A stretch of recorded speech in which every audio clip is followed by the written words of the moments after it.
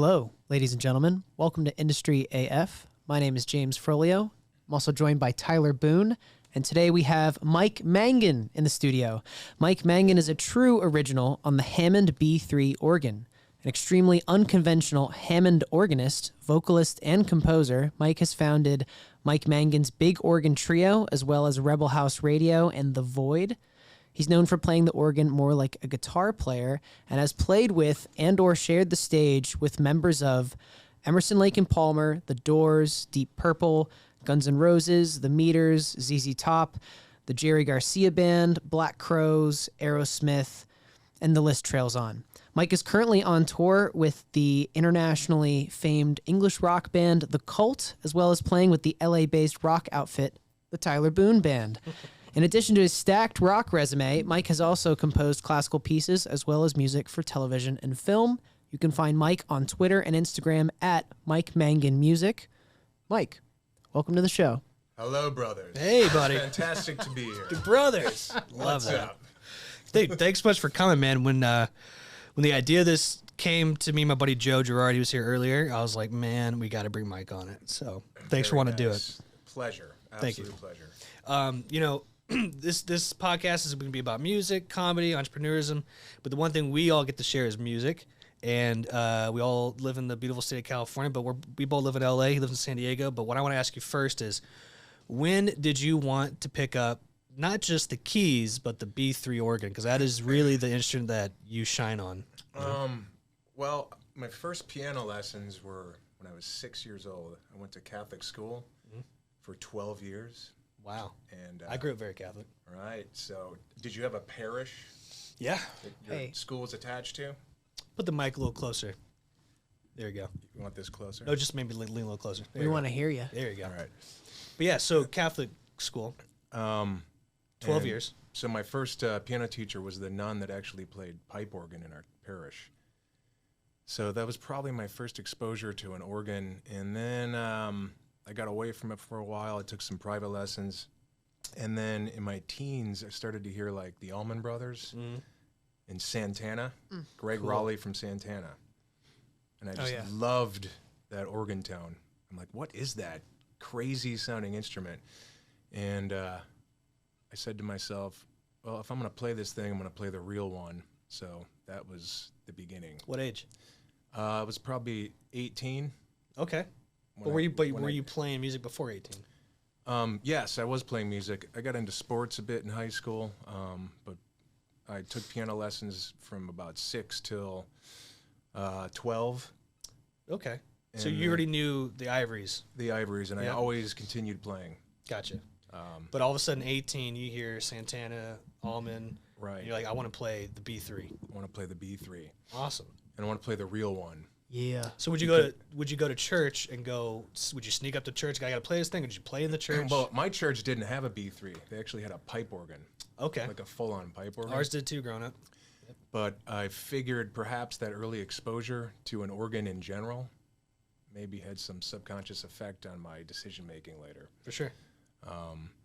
And then I wanted to get a real B3. So I grew up in Waukesha, Wisconsin, right outside of Milwaukee. And there's a guy named Bob Kames. Have you ever heard the chicken dance? Yes, You know what I'm talking about? All right. I was about to ask you about the chicken dance. Why is the chicken dance so important? The chicken dance is important because, first of all, everybody knows it from baseball games. It was written by a guy named Bob Kames, who was an organ player. He was kind of a polka, Polish-American type organ player. He played with Lawrence Welk. And he wrote this song, and it made him a lot of money. Yeah. And he ended up opening up music stores in Milwaukee, selling vintage keyboards, mostly Hammond organs. And his son has taken it over since, but that's where I went and bought my first one. Wow, so they're just wheeling and dealing Hammonds They all were day wheeling and dealing Hammonds. in Wisconsin. Yeah. Like, Pretty boutique thing, right, I'm just guys? saying, like, what a thing, what a market. This town needs. I mean, I'm sure they were selling all over the place, right? Right. Well, cool. Well, it's the same one I have today. And that's and same we're gonna get into that about Yeah. how you got it back. But that's so that you bought it from there, and then what? You're like playing in bands in that hometown, or then eventually you moved to Los Angeles? So not too long after that, I loaded it up in a van and moved to Los Angeles. At what age? 22. Okay, cool. And then what? Where'd you land? Where were you living first? Hollywood? Actually lived in Newhall. Really? Yes. Long story short, my friend's father was friends with Jerry Mathers, who played the Beaver. Leave It to Beaver. He's familiar. Wow. So he was my landlord for 3 years. That's crazy. Living in Newhall. So you left your rent with Beaver. Yes, correct. That's wild, man. And then Is he a nice guy? Super nice guy. Okay, cool. Very nice guy. That's awesome. But you came here at 22, and then, how does a guy playing well, obviously keys, I'm sure you can get a band, but B3, like, how'd you make your mark? How are you doing music? When I first got out here, you guys ever heard of the Music Connection? Yeah. The magazine? Oh, yeah, and it was like a way to get gigs. Yeah, back then there would be a lot of bands advertising for musicians. Yep. And I scoured that. I went on a bunch of auditions. But I'm also a songwriter, and it was important to me to be in an original band. Not a cover band. Not a cover band, and not just join somebody else's band. Yep. So I ended up getting in a band called The Kinship for about 2 or 3 years. It was kind of like a Black Crowes blues rock type of band. Totally. We put out a full-length album, and then stuff happened, as happens with bands. Yep. And I moved on from that and started The Void, which he mentioned, with just me and the singer of that band. Put another whole album out with that. And then I really got into exploring the tone of the Hammond, because I love guitar players. I love Hendrix, Stevie Ray Vaughan. Yep. Van Halen, just the tonality, the bending notes, and, the apocalyptic tones. Yeah. So I wanted to really dive into that and experiment with that. I actually had a band for a while that was like Rage Against the Machine. Wow. But with an organ instead. Rage Against the Keys. Rage Against the Organ. That's awesome. I've actually nicknamed my rig the Guitorgan, by the way. Well, it does. Dude, when you play, especially with the B3, it's just like, it's fucking incredible. But the cool thing is people are just looking at it. That's another big thing of it too. Like you got the Leslie cab going. It's just such a phenomenal thing to watch. Right. So you bring a lot of flavor. Like, when we first met at the Live from Hollywood album we did at Third Encore, right? Right, Third That Encore. was that was the first time we came to LA, by the way. Was it? Yeah, we were calling it Bros. That's right. Yeah, we're calling it Bros Giving.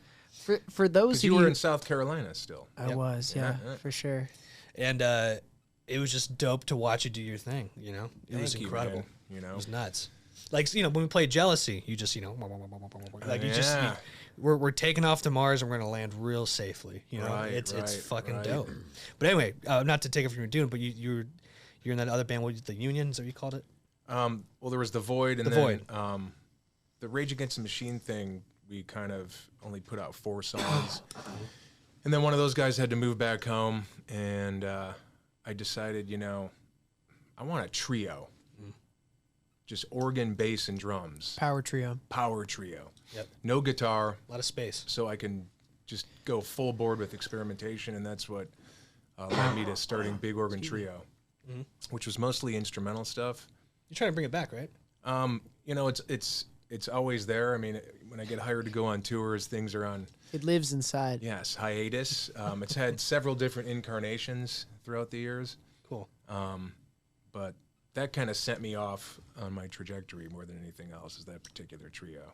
But when did you know, like, holy shit, I'm doing it? Like, what was the first real big gig you landed in LA? Like, opening up. You did some stuff with Matt Sorum, Billy Gibbons. Right. That was a bit later on. Okay. I think the first big thing that I can really remember is we had a residency at O'Brien's. Wow. Ever heard of O'Brien's? Yeah. Okay, small room. Yeah. And we were playing that for like a year. And one night, Keith Emerson just walked in from Emerson, Lake and Palmer, one of my idols. Yeah. And I was nervous. And then he had seen a video of me on YouTube. Wow. Actually, his girlfriend did, and she brought him down. And then he ended up coming up. So he came because his girl was here to watch this guy. Yeah, exactly. Wow, amazing. And then he ended up coming up and playing with us, because Keith was a very humble guy, and he just loved music. you know, stadiums, tiny clubs, didn't matter. Didn't matter. Loved the Hammond organ, obviously. He's a icon and a forward thinker on that instrument. And so he got up, and then he kept coming back. Came back a few more times. Were you guys playing like once a week or something? We were playing twice a month, I think. Okay. Once or twice a month. Just depended on the month. And then we ended up becoming friends. So I think that was the first time I was like, wow, this is pretty incredible. That's pretty cool. How old do you think you were? Just keep going. I was about 28 at that point in time. Cool. Yeah. And then after that, like, you know, still staying in Hollywood, were you going big tours? You know what I mean? Well, with Big Organ Trio, we were talking earlier about a couple of the bands like Dub Trio and stuff like that. One of my favorites. Right. I mean, I would kind of tour around in, I don't know, the jam band scene, you know. Which I love. Right. Those kind of festivals. Totally. Medeski, Martin Wood. And so we were doing a lot of touring on that scale. Cool. At that point in time. Nice. But then eventually, you know, were you doing more Guns of Hire stuff, or still doing albums, or, you know, like what I'm trying to get to is like it was by the time we met you, and now you're doing huge tours with the Cult. You know, like, you know, right. Where did you find your niche? Like, hey, I think I can do really well in this. Obviously, you do everything. You know what I mean? But what's interesting, I mean, I've always been a person that wants to put out original music and write songs and so forth. But by virtue of the instrument I play and being a keyboard player, yeah. Sometimes invariably you will be approached to be a hired gun in certain situations. And, sure. So eventually that stuff started to happen. Awesome. With bigger and bigger situations. It's incredible, man. And so, like, you've been here, what, for like 20-some years? About, yeah. That's amazing. Live in a Studio City. I might be a neighbor soon. Can't wait Yeah, to move. man. Yeah, I'm coming to the Valley. Come on over. Why do people talk so much shit about the Valley? Why? It's just like, the Valley? I'm like, I love the Valley. Well, who's talking the shit? Well, you know, just people you're going to the Who Valley. are these people? Yeah, fuck them. No, it's just like, you know, it's like when you live in like West Hollywood or something. Eventually, like, oh, you're giving up on it. I'm like, yeah, dude, it sucks. Like, it smells like shit. There is shit. Like, you know, I can't wait. I love the Laurel Tavern. You know, that's my jam, dude. So Laurel Tavern. next April, I think I'm moving more like Universal. I think, but I'll be right, like Lancashire. Yeah, but I'll be over there, man. I'm stuck, man. Very But yeah, nice, but the first time we met was 2020, Thanksgiving. We did this thing called Live from Hollywood. Me and James were playing music in Charleston for a while, and I was like, dude, the best thing about James is, you know, he's the nicest freaking guy in the world. And so the thing I always say is, person. love him. Dr. Froles. Dr. Froles, I always say nice guy James strikes again. I flew him out, and we did that session, and Dan Petrucci, our drummer out here, recommended you. And it was dope, man. It was so cool because I think for all of us, we haven't played live music in a minute. Yeah. And the way that sound stage was set up, which people don't know, it's in North Hollywood. It's called Third Encore. It was like a spot that like a lot of bands were like Jimmy Kimmel and stuff. They weren't doing it at actually Jimmy Kimmel. They go, hey, this is John Mayer with Wild Blue. Like, you know, there was one with Stephen Colbert. You know, it's like a sound stage. You know what I mean? Right. And so that was the same one. It was like they had Gwen Stefani over there. I think they had Perry Farrell. And so all I'm just trying to, for the listeners listening, is it sounded incredible. Right. And so we would finish it, and it would be like, oh, you know, it was so much fun. And it was the first time we all met each other. Right. It was cool. We had one day of rehearsal.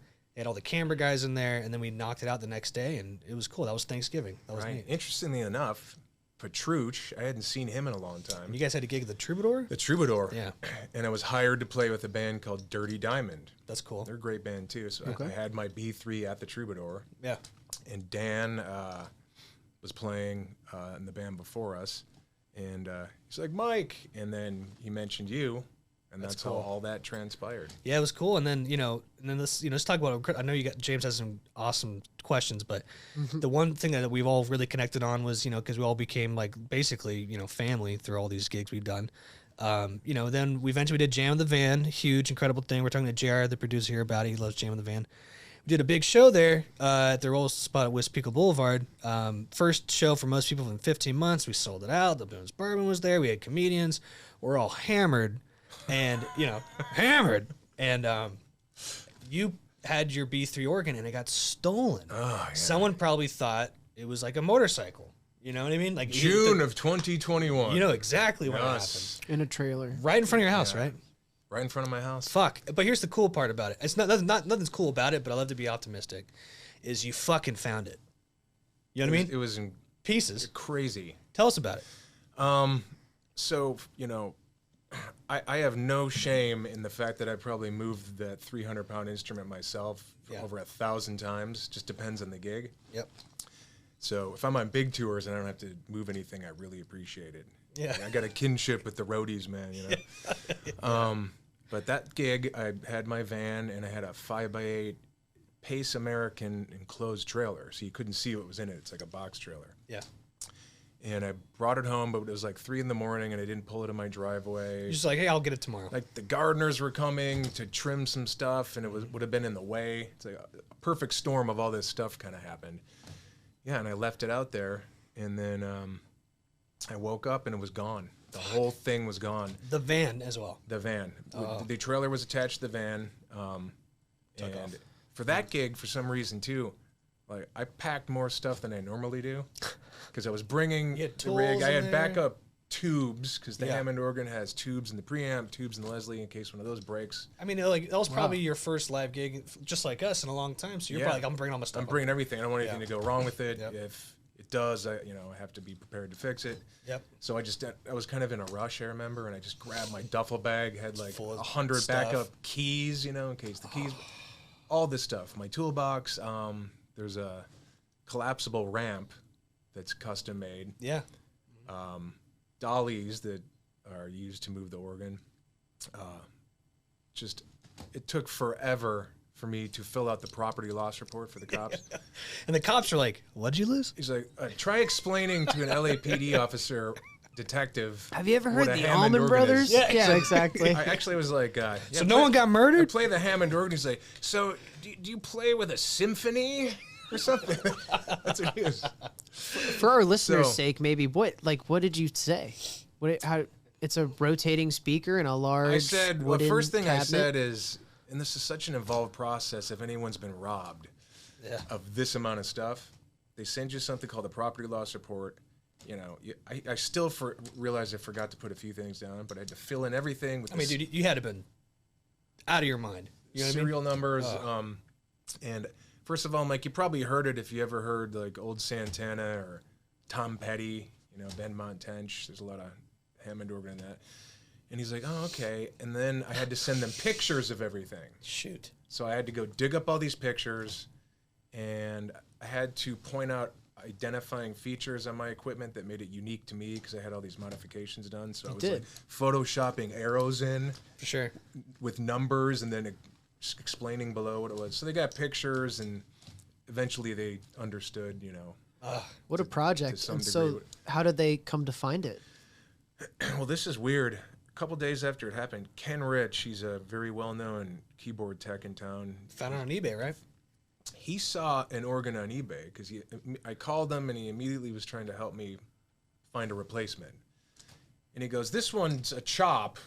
It's called a chop if it doesn't have any legs. Mm-hmm. And I remember him saying, like, I don't think it's yours, but, you could use it or buy it. And it's cheap, and maybe build it up again. The one that he found on eBay. So he spotted this chopped organ on eBay, and It was yours. I looked at it, and I didn't recognize it. Totally. And I kind of briefly looked at it, and I had so many other things going on, the detectives, and about 2 weeks later, Harold Branch, who's another organ tech and a lovely person, he actually rebuilt my rig for me. His attention to detail was such that he wrote me, he's like, Mike, that's yours. I'm like, what? And I went back and looked at the listing, and I zoomed in, and it just All the dawned on me. I scratches. had these weird little knobs that I had put on it Yeah. that aren't on a stock B3, like a volume knob and this little reverb. The scratches, because it was pretty beat up. Totally. And it was mine. Yeah. But they had sawed the legs off, Yeah.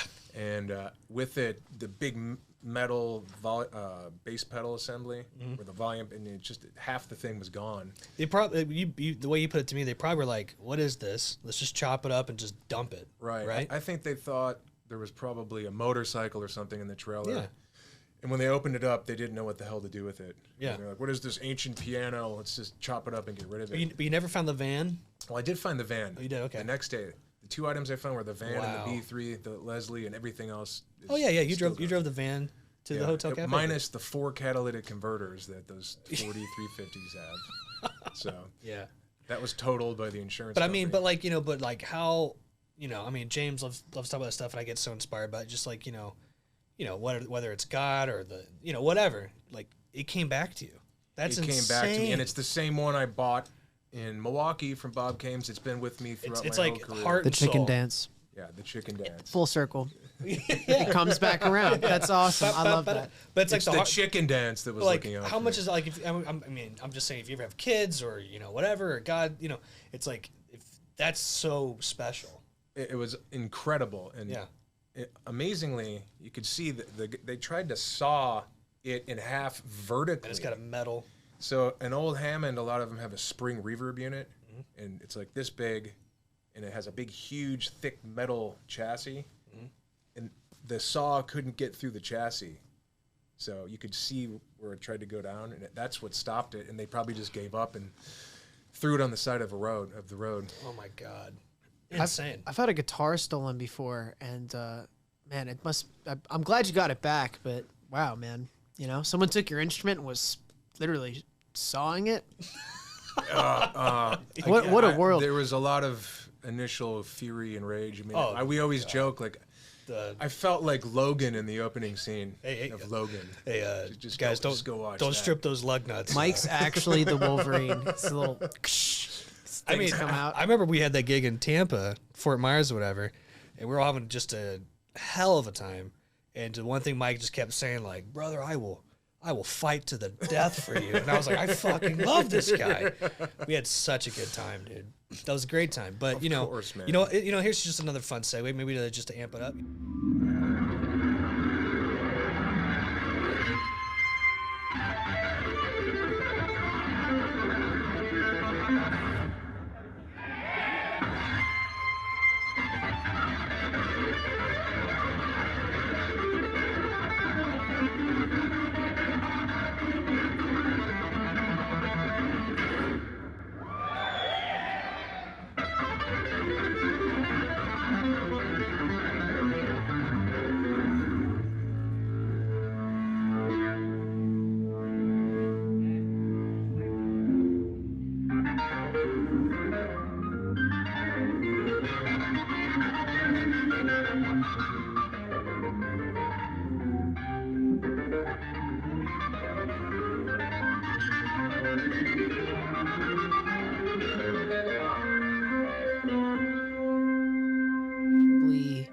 Customized Hammond B3 organ with a Leslie cabinet. There's like Christmas lights on it. There's guitar pedals attached to it.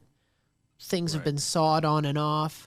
Right. It's and it's like it's like not just like losing an instrument. I could tell it's kind of like a car. You've put a lot of work it was into. customized. There's still things in my rebuilt one that I have to add to get to the point Well, where you don't have to take a sip. Just cheers. Yeah, I'll just wait.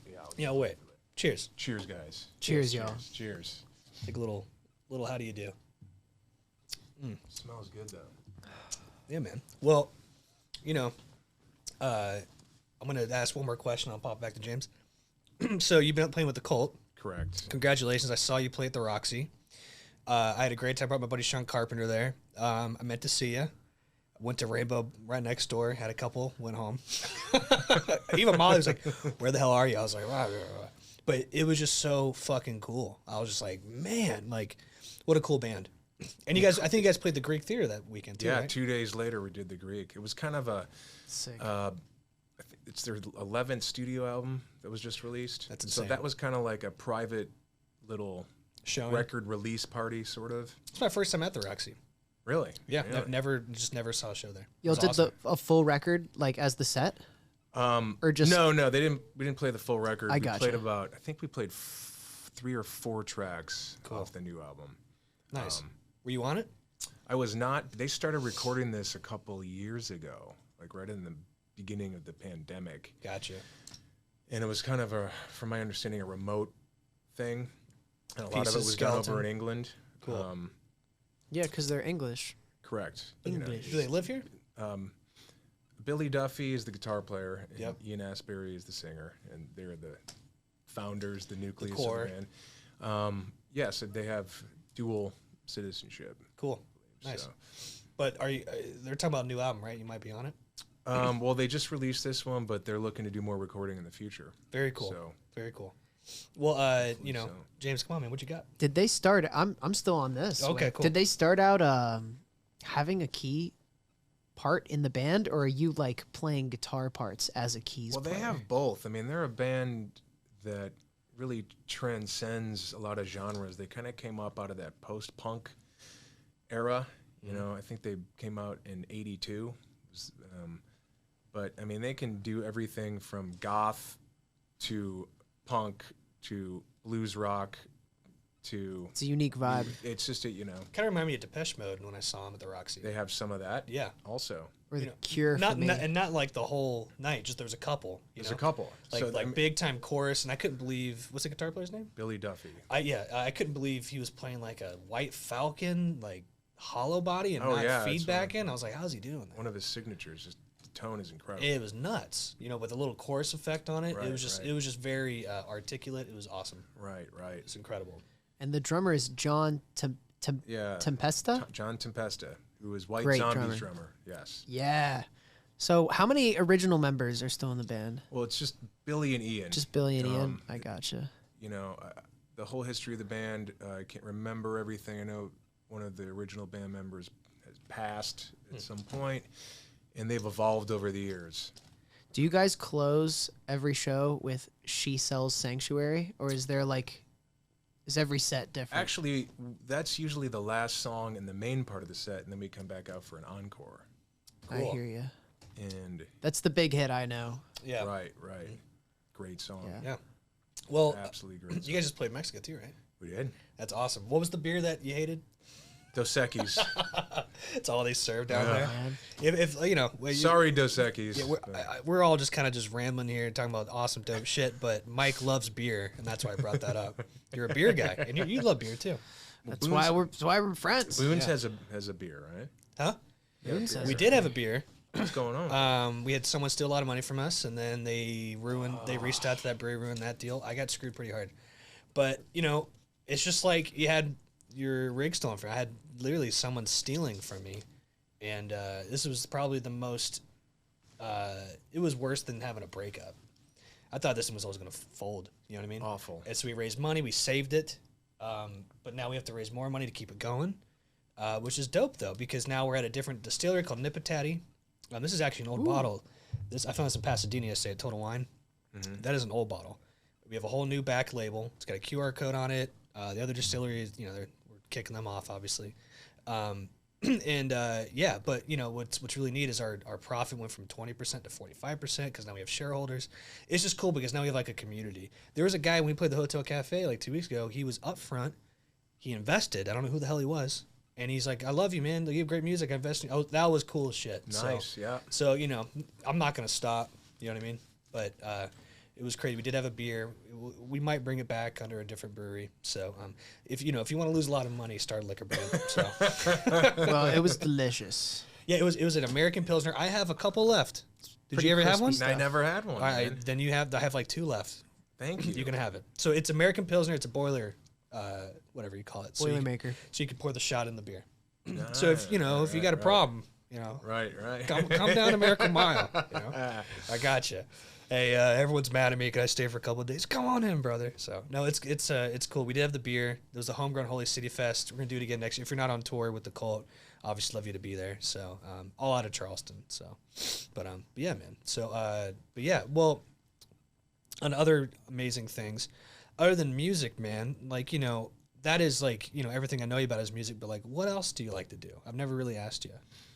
What else do I like to do? Like you know, I mean, you're in California. Like, do you like to go? I mean, you got some incredible dogs. Your fiance like saves animals. She's a cat rescue person. Yeah, Has a 501c3 nonprofit cat rescue. it's amazing. Holly, she's great. Holly. Love her to death. So I love animals.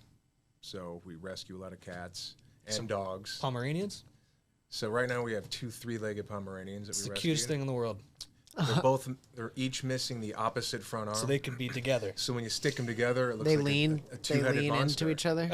Yes, It's adorable. It's awesome. You got that one photo you like doing this, and they're just, it's adorable, dude. It's incredible. But yeah, but I mean, so you guys are big animal people. Absolutely. That's cool. That's Big awesome. animal people. Well, you know, hell yeah, man. You look like you like animals. Yeah. You look like you like bears. I do like bears. Wisconsin has some bears, you know. Yeah, man. It's Northern California. Do you guys remember when we played Summerfest? Yeah. I got lit, dude. Remember that? That was great. We stayed for an extra day. You think you stayed for an extra day? I just played Summerfest again. Yeah, how cool is that? So David Silba, he's the man. He's been running Summerfest for since it started. Right. And What's his name? David Silba. He was backstage with us. Yeah, he had the cane. I think he's doing much better, but he loves the Boones. I always send him a bottle every year. I just sent him one recently where I engraved Summerfest on it, and I texted him. I was like, "Hey, remember we played the American Family stage before JD McPherson?" He's like, "Yeah." I was like, our keyboard player is playing with the Cult on the main stage, and he just thought that was nuts, Because remember we ran to do a B3. Did you have a B3 at that date, or just bring your SK2 or? Well, yeah, the SK2. Okay. We travel with all the How gear. cool is that? Yeah, That was a beautiful B3 we got. But I mean, you're from Milwaukee area, right? And so then you never played. Your first time you played Summerfest was with us, Right. and then the next year you get upgraded and you go play main Play with stage. them. And then two of my cousins showed up Oh, that's because so they cool. love the Cult, so that was really pretty cool, man. Wait, one thing to be comedic here, real quick. What is the thing you do with beer when you're at a bar? What do you do? When you order a beer, you always have to get a glass of ice. Ice. I like ice. Have you ever That's seen anyone do bizarre. that? Only in Southeast Asia Yeah. when it's so hot. And you know what, dude? I love it. I was like, this It's guy's so refreshing. This guy's so fucking weird, and I It's did it, and I was like, refreshing. this is awesome. I wanted to knock it before I tried it, and I like it. Yeah, you just gotta find. Gotta your own try thing. things. Find your own thing. I love it. I love the attitude, Mike. Dude, so I'm curious to know, as a musician, what are some of your I've been asking all the guests, what are your biggest influences, and who are some young cats who you really think are doing hot shit right now? Good question. Well, influences, boy, it's such a vast thing for me. As far as keyboard players, Yeah, we can go there. I love the history of piano. I find it fascinating. Liszt, Chopin, before them Bach. No piano existed in Bach's time. Liszt was the first rock star. Yeah, still He had a crowd of probably people considered around the him. greatest What? pianist of all time. Shredding. Yeah. Insane. I had no idea. There's a movie called Listomania. Wow. Yeah. Didn't know that. But then you got Scott Joplin and Jelly Roll Morton, and it evolved into Boogie Woogie guys, Albert Ammons, and of course then you get up to Art Tatum. Bill Evans, Love Bill Evans. Oscar Peterson. Oscar Peterson too. Art's probably considered the greatest jazz pianist of all time still, Cool. just as far as his physical dexterity and his harmonic ability. Me personally, my favorite jazz pianist is a guy named Gene Harris. Okay. I'm not familiar. Huge influence on me. Interesting. Kind of came a little bit after Oscar Peterson. Okay. I think Ray Charles nicknamed him Mr. Funky. He's very blues drenched. Mr. Funky. I believe so. I gotta look if my this up. memory serves me correctly. That was your favorite blues guy or jazz guy? He's a jazz pianist, but Jazz he's Bluesy, funky. very bluesy, kind of gospel influenced in his playing and his soloing style. Who's your favorite jazz player, James? It kind of It's depends. so hard, If we can just stay in keys, I'll go. You were going from back in time. I'll go from now to back. There's a new guy I really like. Actually, LA-based producer, keyboardist named Kiefer. He's from San Diego, but he does jazz and really like Robert Glasper right now. Cool. Him and Chris Dave do some really interesting stuff. They play at this club in New York called the Blue Note, and really want to go. It's a killer spot. Nice. I think we've talked about him before. We probably have. Yeah. Thelonious Monk for me. Yeah. Thelonious Monk. Or Love Wes Montgomery. That's number one. Right. Did you ever listen to Wes? Oh, yeah. I know you like guitar players. Right. Bumping on the Sunset. Grant Green. Yep. The cool thing about my guitar teacher, rest in peace, he was the man. The reason I can play is because of that guy. he got me into Wes, the Thumb Thing. And if you listen to those albums, he always made a great point of it. The Beatles were crushing. So the jazz was, you were a rock star if you were a jazz player. But then all of a sudden the Beatles came, and it was like British Invasion, pop, Elvis, And so if you listen to those albums, including B.B. King, even though it's not jazz, but I freaking love B.B. King. What is it? Is it Rock Me Baby? I don't remember. But there's Bumpin' on the Sunset as well. There's orchestras in them because all of a sudden all these pop British bands were putting orchestras in them, and people are loving it. Right. So all these old jazz blues guys, when you listen to it, all of a sudden it sounds like Hollywood back in the day. Right. And that's why they put him in there. And then like the first time B.B. King did that, he won a Grammy. You know what I mean? So I've always enjoyed going back and looking at my favorite jazz guys and go, which guys did it? And they're the ones still trying to be current. It was always pretty neat. And I loved Wes Montgomery. Bum of the Sunset, love that song. It's killer. Right, it's absolutely. got amazing orchestra in it. So anyway, that's my rant about jazz. So Dude, I love it, my friend. keys and piano are such a classic instrument because it's such an old instrument. Like, think about all these amazing songwriters. Like, a piano and a bunch of wine, that's a party. Yeah. A bunch of piano, people, I mean, that's automatically a good time. well, you know who we're going to bring on the podcast eventually? I don't know if you met him. You met my buddy Sean Carpenter, right? I believe so. Taller fella. He co-founded Artist Forum with me. His dad is the keyboard player in the Nitty Gritty Dirt Band. Nice. And so we went and saw the LA Rams the other night. They won. It's the first time I went, and that was dope. And he's like, "Oh, come on it." He was like, "But I'm not driving to Santa Clarita. I'm zooming." I'm, like, Well, I'm a Packers fan. Oh yeah, dude. Yeah. Pack. Yeah. That guy. But anyway, he's a keyboard player. He's dope. Every time we go to his house, they got the pianos with the Grammys, and everyone's drinking wine, and it's just like a party. It's so much fun. It's awesome. Right. Anyway, yeah, man. It's expansive though, isn't it? Yeah. Just like anything. Bud Powell. Yeah. He was a contemporary of Thelonious Monk. Okay. Yeah. Bebop player. Then you got organ players. Jimmy McGriff. Jimmy McGriff. Love Jimmy McGriff. Of course, Jimmy Smith. Shirley Scott. Not familiar. Yeah. What's going on? Old school. The love is like pouring out of your voice. You're like, oh, Well, Jimmy this McGriff. is fascinating. There's a great jazz organ player named Jack McDuff, and I used to listen. He had a live album. I think it was called 63. That was the name of the album. It came out, and the first track is Rock Candy, and it had the organ tone was this crunchy, kind of overdriven organ tone, which was kind of not common at the time. And I listened to that over and over and over. And when I met Keith Emerson, finally we were talking, and he told me that was a major influence on him. That's awesome. To kind of tweak the tone and expand it and That's so cool. take it where he took it. One of my favorite things about the Leslie cabinet, for the listeners listening, it's like a rotating speaker in a cabinet that gives the Hammond its like sound. I loved when the Beatles would put their vocals through a Leslie. Oh, yeah. And it made that weird psychedelic. You put anything through a Leslie. Yeah. Awesome, dude. It's dope. I have like the Boss whatever, the rotary speaker pedal. That simulates. It's insane. Right. Love it. Right. I remember I've done gigs before. I'm just like, our cover gig days, I might be a little too hammered. I'd put it on and just shred, and I think I'm great. And people are like, Jesus Christ, this guy's fucked up, So much fun. But one cool thing we both agree on a lot is one of my top heroes is Steve Ray Vaughan. I'm just blown away that you fucking take his stuff into organ. That's just so cool. I mean, I love guitar players, Hendrix, But Stevie there's Ray. no one like him. Couldn't stand There's the no weather. one like him. Couldn't stand the weather is my favorite song of his. Absolutely awesome. Yep. It It was like a trio, but it was like explosive, even though it's not distorted. Bump, bump, Right. bump, bump. Well, he had something special. I mean, there's no doubt about it. Totally.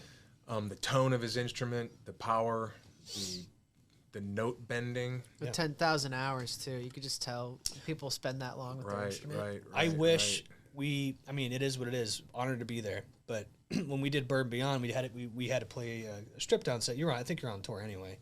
But the coolest thing is my dad got to go. He got me into Steve Ray Vaughan, and our green room right next door was Jimmy Vaughan, and I was just like, Dad, just be cool, man.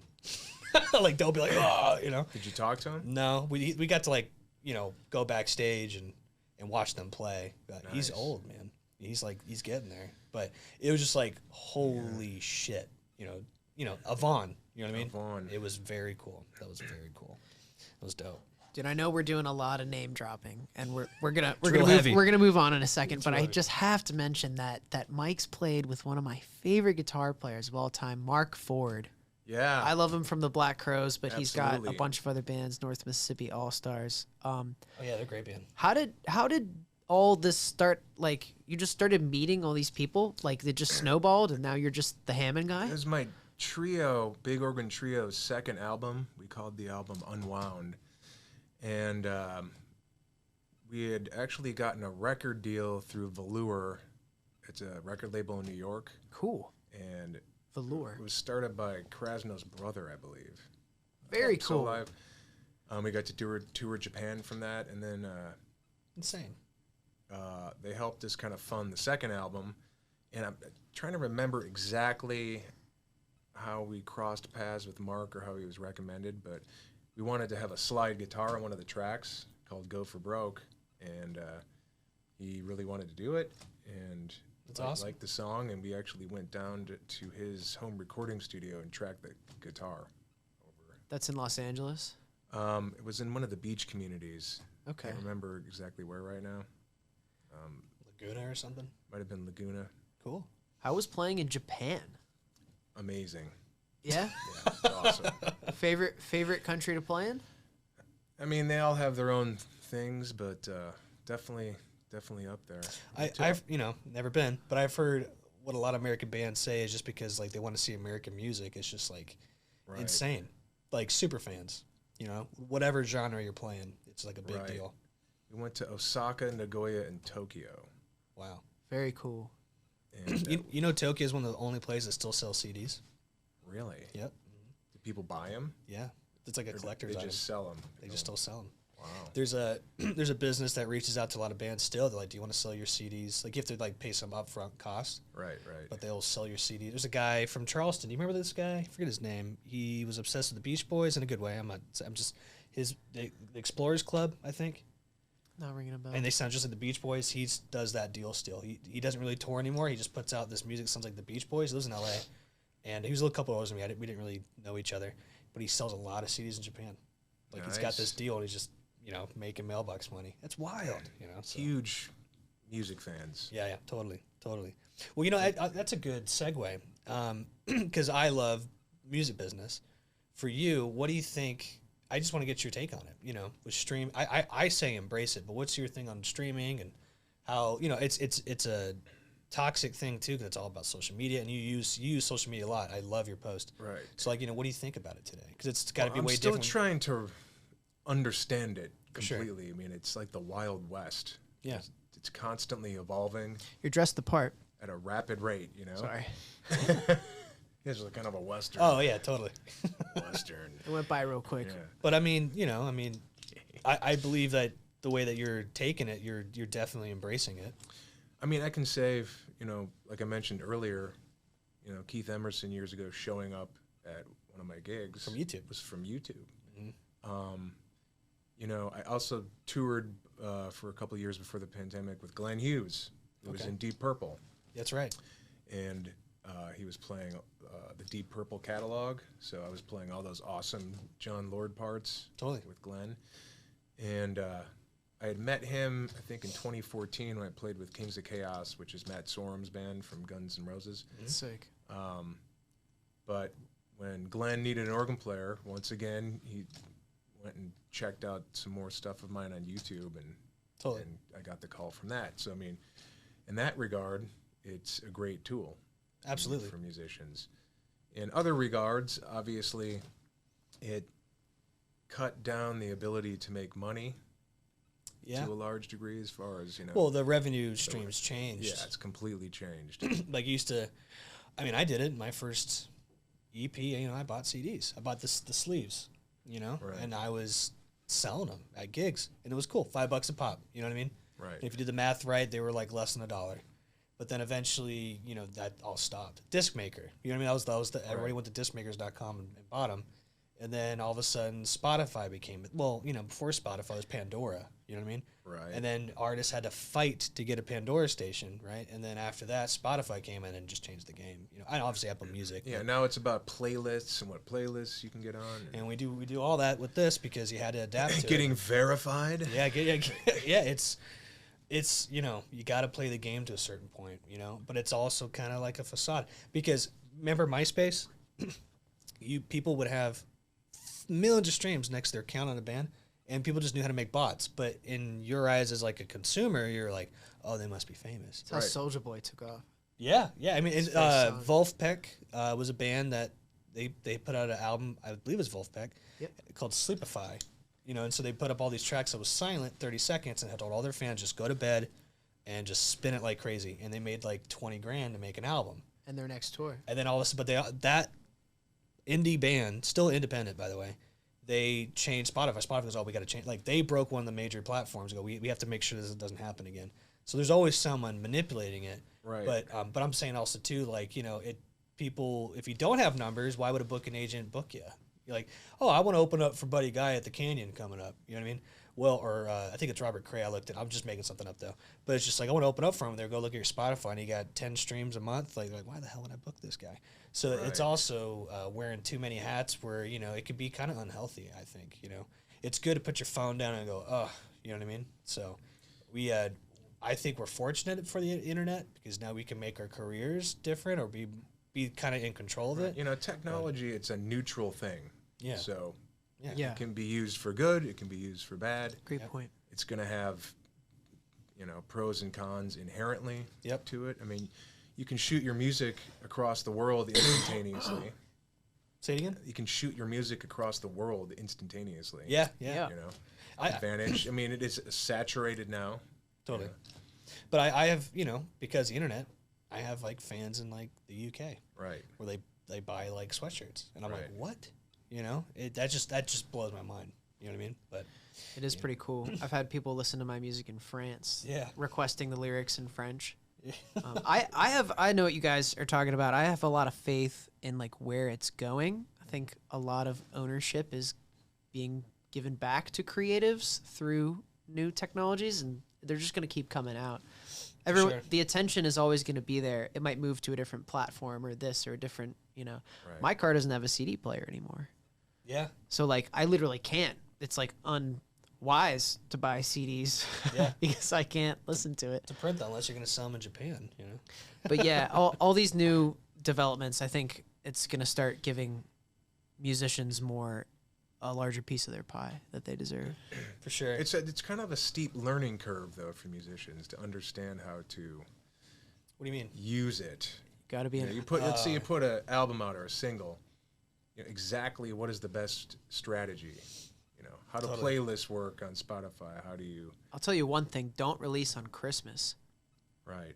or because the holidays will just Unless it's swallow a it Christmas song. Yeah. Mariah Carey goes platinum every year. Seriously, she does. They always release her stats every year as like a thing. Like, hey, look, she made this much work. Whoever owns that master, but Stuff like that. I have There's an a art. massive spike because of that. All I Want for Christmas is Yeah, You, right? You know, we make Chris's playlist on Artist For Me, do with ads, it's a whole thing. And we own 3 of them that are really big, and the song at the very top is Mariah Carey because it's, you know, people recognize, like, oh, boom, you know. It's nuts, you know, but, you know, you say don't release music during the holidays. I got an artist in Austin, Texas I work with called Eddie Robbins. We distribute his music. And he's like, hey, is my single still coming out on the 23rd? I was like, no. Like, Right. let's not do that. Let's wait till February. No one's going to care. You know It's what I mean? unfortunate because it'll just get buried. You know, even if Yeah. you don't participate, you know, it's Yeah. just. I saw a band the other night, and very unique band, very awesome, super rockin'. But the singer was like, "Here's our next single, super weird long song title. Yeah, it's coming out on Christmas Day." It's like, oh man, Yeah, it's Brother. one of the disadvantages to a degree is it's saturated. well, you just got to be smart about it. I view it as an advantage. The access to everyone's attention has never been more. But it's kind available. of diluted by how many people Well, are putting. Now it's content based. I Now say- it's quality I based. say yes to that, but also 40,000 songs drop a day. Did you know that? Right. I mean, that's globally, but, you know, but also Wow. only 10% of the world speaks English. So if you're putting out music that's like in Portuguese or Spanish, You can, you know, what I mean, just there's so many variables out There's there. so many variables. Where you're trying, like, only 10% of the world speaks English, so only 10% of the world will actually really enjoy our music. It's a lot of people still. There's like what 8 billion people now. You know what I mean? But isn't that nuts too? I mean, there's just, you know, I love those kind of stats. You know, so It's interesting. Yeah, there's whole markets in it's like the South American. yeah. You know, They love rock bands down there. I mean, dude, I bet the or there's pop artists that a lot of Americans aren't even aware of that sell out stadiums down there. Yeah, there's a guy at Finnegan Bell. I don't think you met those fellas yet, but he knows. I have Finnegan met Bell. them. Oh, Jam of the Van. Yep. We did this session. They have a friend in Nashville that he does. I forget his name, but he does Broadway stuff during the week just to make the money, and then he is literally like, you know, they say famous in Japan, like he's famous in Brazil, and he goes down there and does like stadiums. Right. Crazy. He had a couple songs saved, but he goes, yeah, a couple times a year I go down there, I do these huge shows, and then I'm just bored and I just play Broadway during the week in Nashville. I'm like, that is crazy, man. I love this old story of when, and this is the previous technological era change, but when like Napster and all this stuff was coming out, and Lars Ulrich was really pissed that people were like stealing his music, and other artists were just like, I'm just so grateful people are listening. I think Iron Maiden looked at where their songs were being illegally downloaded, quote unquote, and they just booked their tours in South America where all their fans were, made all their money off of merch, and now the fans are like, you know, like everyone wins. So Yeah. it's just like the way to use it is changing as the world changes, but I think, you know, the exchange of music between an artist and a fan, it's like one of the few things that like it's a win-win. Yeah. Like as in like an energy exchange. I just think that's really cool. There's jokes of like Lars Ulrich like walking up to kids that are obsessed with Metallica, goes, "Give me $1," you know, like you're like, where is it? You know, like it's just like, dude, chill. You know what I mean? Like just adapt to what the world is, man. I mean, I personally think I would not be an artist if there was no internet. I mean, this is gonna be an internet. So I wanted to do this. You know what I mean? Right. I want to bring you back in like a couple months and be like, hey, here's the follow up. You know what I mean? Right. Absolutely. So I mean, it's all. Well, it's not going anywhere. No, most no. likely. No. It's never. Unfortunately, fortunately, you know what I mean? Like, you know, there's a great interview with Bo Burnham, that awesome comedian. I saw him in college when I was like 19. That kid's a genius at marketing, and he talks about, you know, they're coming at you every second. They want your attention. They want you to waste your day doing this, you know? So that's what I'm saying. There's a balance to it. That's what I wanted to ask you. Like, you know, obviously, I mean, you know, actually, it's another great question to that. What's your daily routine when you're home? Like, what do you do? Because as an artist, as an entrepreneur, you know, you're at home, so you could either be in a good place, a weird place, It awesome kind of place. just depends on what's going on in my life at that particular time. Sure. To follow up with the robbery, Yeah. the guts of my Hammond were preserved. I had to find a new B3 cabinet, which is like finding a fucking unicorn. Yeah. Ken Rich gave me one, and I've been getting it refinished for a long time, and then I was on tour. So when I got off, literally the last week and a half, like 8 hours a day was spent finishing that. Wow. I had to get my instrument back, you know. But I mean, are you getting up and exercising, or? Oh, exercise routines? Yeah. Are you making smoothies in the morning? I exercise every single day. With Nashville, remember you were like, jump ropes. Well, jumping rope is my number one. I've jumped rope in hotel rooms across the world. That's awesome. Actually, jumped rope in Japan. Oh, there you go. You bring In the tiniest hotel room imaginable. Do you bring your jump ropes with you? Oh yeah. Yeah. And I do it in hotel rooms. Do you have like a brand?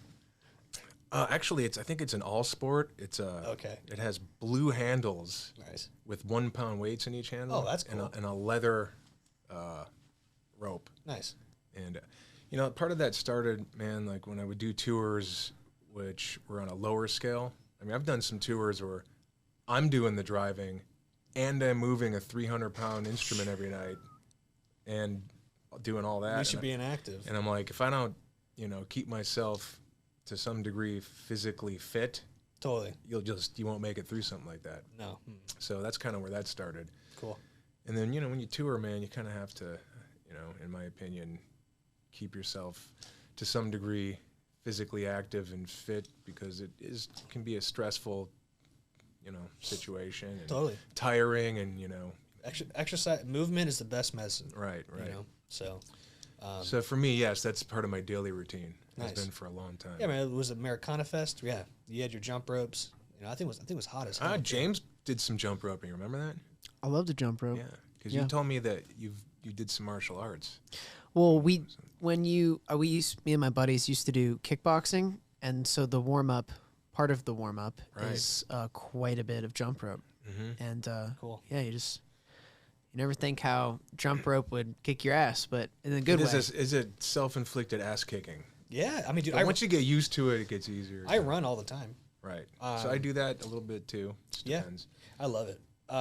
You start feeling funky if you're not doing it. Exactly. You know? So I've gotten to the point where it's habitual, and if I don't do it, I feel weird. Yeah, yeah. I was hit by a car. You were hit by a car too. I just have Wow. problems if I don't move. You know. Right. I got one for you, Mike. Pre-show ritual. Oh. Got one?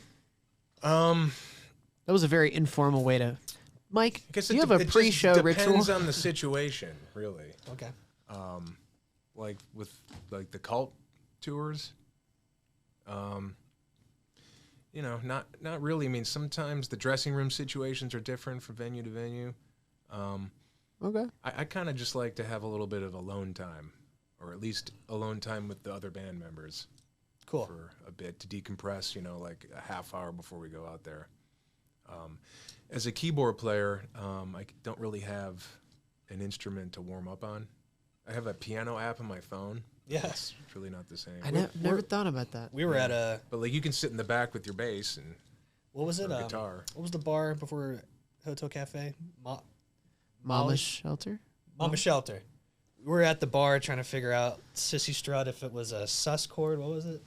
Yeah. We don't have to get into harmony, but we were trying to figure out the right chords so everyone's on the right And I was just thing. thinking because we had a couple drinks. We were just pre-show having a fun time, and I just thought how people probably would have walked by and be like, what a couple nerds. We're all just These like, I think nerds, it's dude. a Like, no, F, it's a sus chord. I'm only playing a B flat on the bass. Yeah, for sure. I just thought it was funny. Yeah. But yeah, man. Well, we got a couple more minutes. Are there any other rapid fire questions for Mike here? Mike, how long you been writing songs? Man, I probably, when I think back of it, my whole life, you know, adult life, 25, 30 years, I would say. It's evolved, as it should, but For sure. What's the next project you're most excited for? well, I have a couple songs that are mostly recorded, that have been on hold that I really want to finish the mixing on. Special tunes? Yeah, I'm doing the vocals, one in particular, and it's just not quite done yet. I need to maybe overdub a couple more things with the Hammond. Is this a big organ trio or what's the name I of don't know this? how I'm going to. Okay. I actually wrote it with an incredible musician, great drummer. His name is Ash Sheehan. He was the drummer in Glenn Hughes with me. Wow. Fantastic. I mean, that guy can also sit there and play Irish folk songs for you for 3 hours, and it's amazing. Cool. He lives in England, but we were on tour. We would hang out a lot, and we had talked about having a duo, like drums and organ, you know. And I'm like, well, we should write some songs. And he came up with this riff right away. And then I ended up taking the riff home and adapting it to organ, and then I wrote the lyrics and the melody and constructed the song. Awesome. And then I sent the tracks over to him, and he tracked the drums on it in England. This is probably 10 months ago now. And then I've been so busy I haven't been able to finish it, but I'm really looking forward to finishing that one. That's awesome. Well, we're looking forward to hearing Yeah. whatever the new name or incarnation happens to be. It could just be a single. I don't know exactly. Well, I would like to play LA once or twice a year, as I think you should. And it'd be really cool if we could figure it out. If, maybe we had James play. Absolutely. I'd love to have maybe it's the Mike organ trio, whatever. That'd be really cool. Yeah, absolutely. I mean, there's going to be a big organ trio show coming up. Mike Mangan's big organ trio show. Awesome. At the very least, to celebrate me getting my rig back. Hell yeah. I'd love to do it, man. I mean, the Troubadour was a blast. That was probably a very rock. Because we knew you were gone watching you, and then you're hey, I'm not gonna make sound check, and all of a sudden you just showed up, and you're just like, brothers. You're like it's Mike. Ah! And you literally walked through the back like, I'm here. I'm glad the Troubadour is still here.